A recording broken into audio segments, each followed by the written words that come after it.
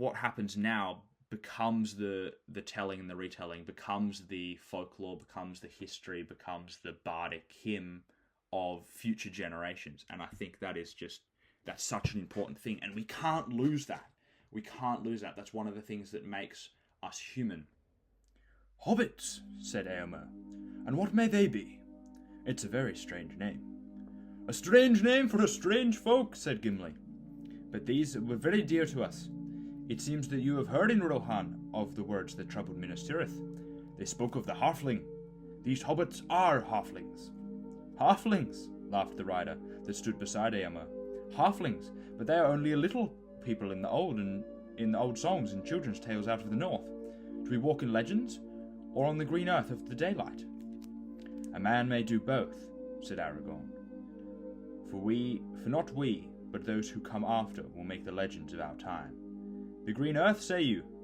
That is a mighty matter of legend, though you tread it under the light of day. So that is from J.R. Tolkien, The Two Towers. That's in the chapter of the Riders of Rohan. Such a profound passage. The particular quote, of course, is in response to the query, do we walk in legends or on the green earth in the daylight? And Aragorn's incredible response is that a man may do both. For not we, but those who come after will make the legends of our time. The green earth, say you? That's a mighty matter of legend, though you tread it under the light of day. So what do I think Aragorn means here? I think for not we, so that for not we that are in the present, but those who come after, those of the future, will create the legends and the tales about, and will sing the ballads to kind of be in that sort of Beowulf, Norse, Anglo-Saxon, Rohan-ish kind of mood. They will make the legends of the events that are happening now for us, the people of the future. And obviously the green earth, say you, that is a mighty matter of legend, though you tread it under the light of day. So many things have passed and came and went and left and happened, and the green earth has seen all these things. It is almost the mightiest matter of legend. And I think it speaks a lot into also the way in which we have a lens on history. When we look back at, let's say, 1930s and 20s, the rise of the Nazi Party in Germany, as we look at Trump and even contemporary events, we can draw parallels potentially between things that were happening there in the rise of the Third Reich, and then ways in which potentially current political events are shaping out. But that's because we have that reference point, I guess.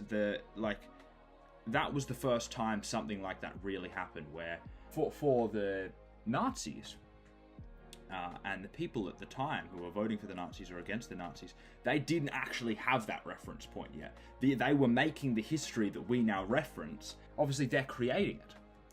So we're creating the legends and the tales of past actions, and then within our current moment, we need to appreciate that people after us will be making the legends and tales of today.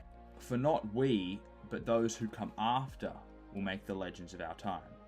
I've been thinking a lot recently about the power of storytelling and the importance of the discipline of history and how much crossover it has with English, the practice of English, not just the language, but which really should get a different name, by the way, for sure. English is a very stupid name. It's really what we really is studying stories themselves, and half of what you're studying in English is not even originally written in English. So yeah, the power of stories, and how that connects to history is just so important, because I think that in today's day and age, where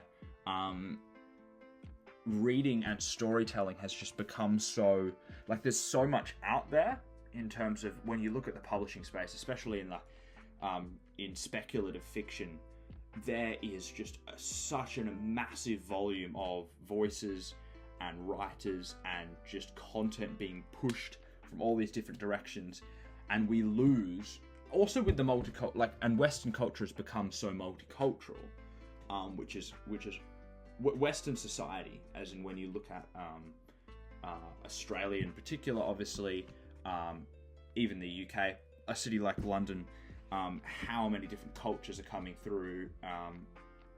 We kind of have lost our, which is good in many ways, our sense of identity in culture, in a time and a place, locally. In terms of, I live in a particular suburb, in a community within that suburb, but because of my high mobility, thanks to technology, I make contact with multiple people from suburbs that are potentially a couple of days walk away from me, in a matter of minutes, hours, whatever it is, not only through my mobile phone, but just literally because I can go visit them, because of that high mobility. And all of a sudden we've got the dispersion of the local community into just a bigger, broader community. And so storytelling, and community history and community storytelling, uniting folk tales and uniting stories, have started to disappear a bit, I think. Obviously, there are still well-known stories, still stories that on society as a whole, like you could think of Harry Potter, right? Our whole generation, from, in terms of everyone born essentially throughout the 2000s, the 2010s, even the 1990s and everything, everyone's read Harry Potter and everyone knows that and has internalized that, and you can reference that. But that's not what I'm talking about, right?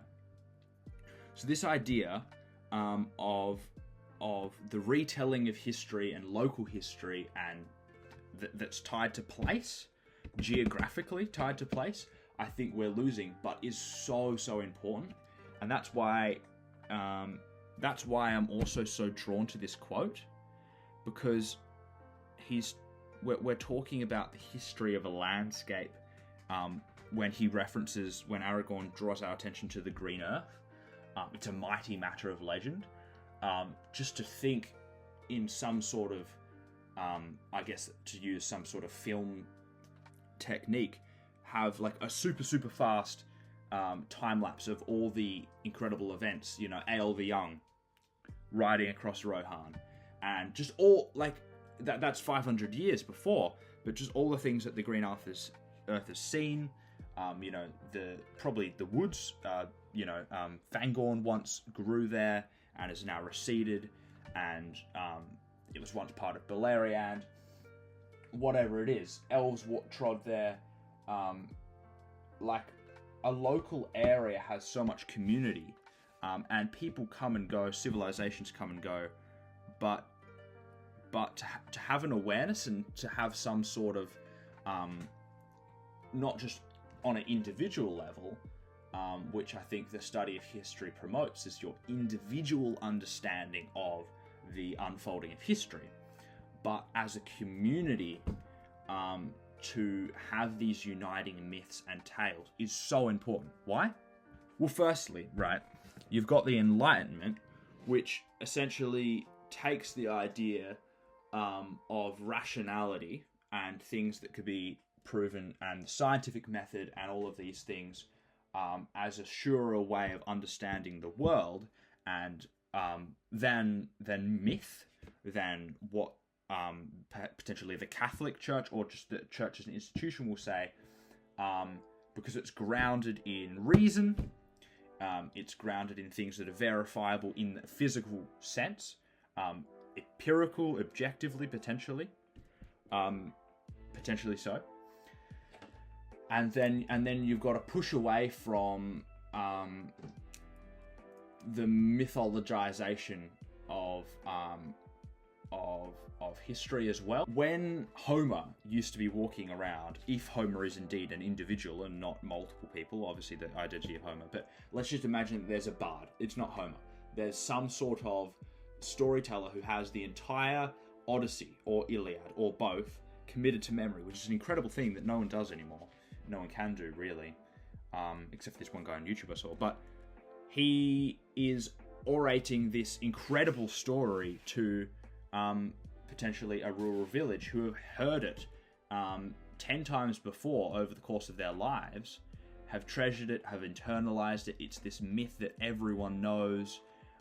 It provides them with some perspective, potentially can inform them about parts of reality. So obviously it's talking about the gods and how they relate and interact with humans, and their whole worldview can be shaped by myth, which the Enlightenment pushes back on for good reason. I'm obviously not against the Enlightenment, but I think the damage that it has done has meant that we've lost mythologizing things that weren't harmful, right? So the idea that people can have a common ground, not ideologically necessarily, because obviously that's potentially dangerous, you could say, in terms of everyone being brainwashed into thinking the same thing, but at least just having touchstones and agreeing on certain things in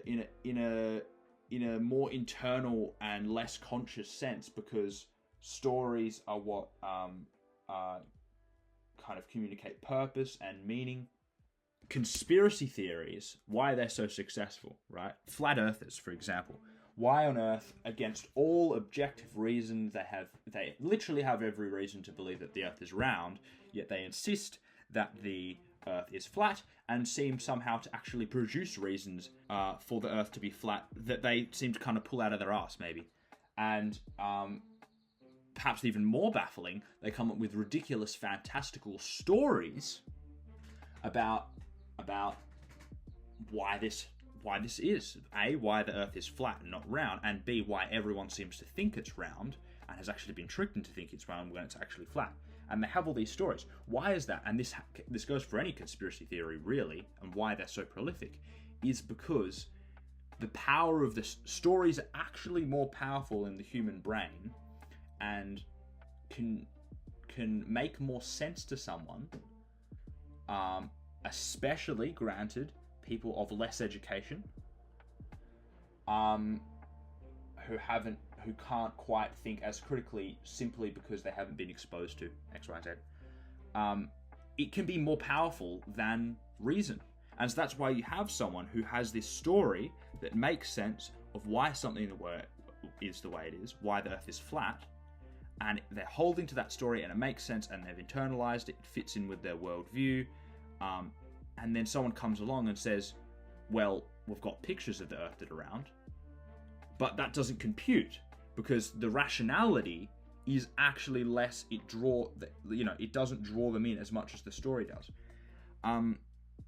This is just a massive rant, but I just think it's interesting. Like, there's so much to talk about in terms of the power of stories, and that's why I think pursuing the discipline of history is so important, because to be able to, and I'm thinking as a teacher, right, which is what I'd love to do, is to be able to communicate with the younger generation and inform them of their place in time, their place in a narrative, a global narrative, a local narrative, give them perspective, give them these stories, provide, like, for example, Wojciech the Bear. If you don't know who Wojciech the Bear is, Wikipedia, right? Or listen to the Rest is History podcast. In fact, I'll link that in the description. There's an excellent video on Wojciech the Bear. A bear essentially adopted as a young cub. He was orphaned, and Polish soldiers come and they take him and kind of treat him as one of their own. He grows up thinking that he's a human being, that he's a soldier. He drinks alcohol, he's smoking cigarettes, he's helping load guns.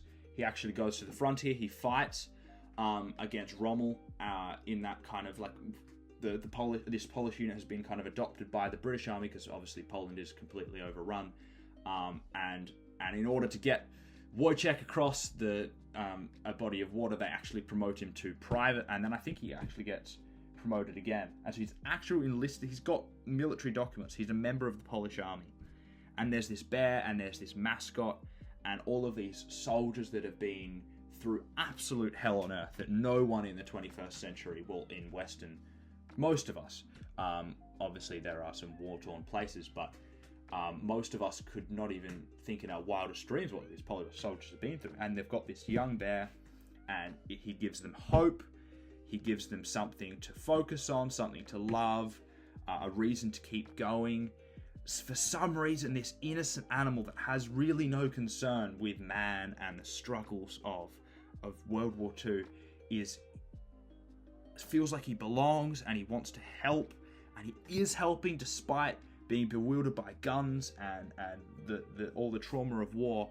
Is fighting for you. Like, how do you make sense of this? It's such a powerful story.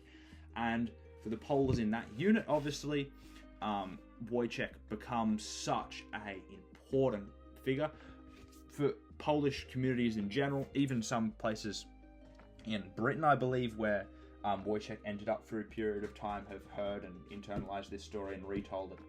Like, it's such an important thing, and it gives so much meaning. And to be able to give that to the younger generation, I think to be engaging in the practice of history and the retelling and the handing down of stories, not just in books to read, but to be internalized and to be believed, and to be loved, and that give purpose, that give perspective, that give meaning. I think that's what I'm all about. That's so important. What happens now becomes the telling and the retelling, becomes the folklore, becomes the history, becomes the bardic hymn of future generations. And I think that's such an important thing. And we can't lose that.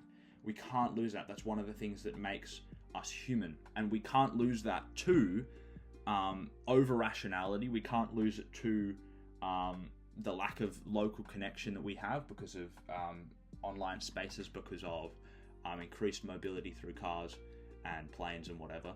And we also just can't lose it to the sheer volume of like, oh, well, there's so much to read, there's so much to consume, and having all our little personal stories and our little collections of things, and forgetting about the sharing, not just with other people who like the same books as you do, but the sharing with community, with people that you would otherwise have nothing to do with, and the holding and the shared love of these tales, of these narratives, of these myths. So important. Random rant. So yes, if you're interested, that was from page 565 of this particular HarperCollins volume of The Lord of the Rings. It's from the Rise of Rohan chapter in the Two Towers.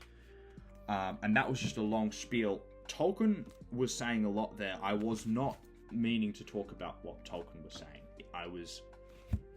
That was a rant about all the things that my brain then exploded being prompted from that passage. But I think it's a great discussion, and I think there's so much to unpack. And I will read it one more time. Do we walk in legends or on the green earth in the daylight? A man may do both. Yes, a man can walk with, physically right now through the present, and also be retreading the stories of the past and legends. So yes, we can walk in legends and on the green earth in the daylight. A man can do both, says Aragorn, for not we, but those who come after will make the legends of our time. So not only that, but there's a third reason, because as we walk, the future generations can see that and mythologize that. They will make the legends of our time. The green earth, say you? Ha! That is a mighty matter of legend, though you tread it under the light of day. I'll end with that. Thank you for listening.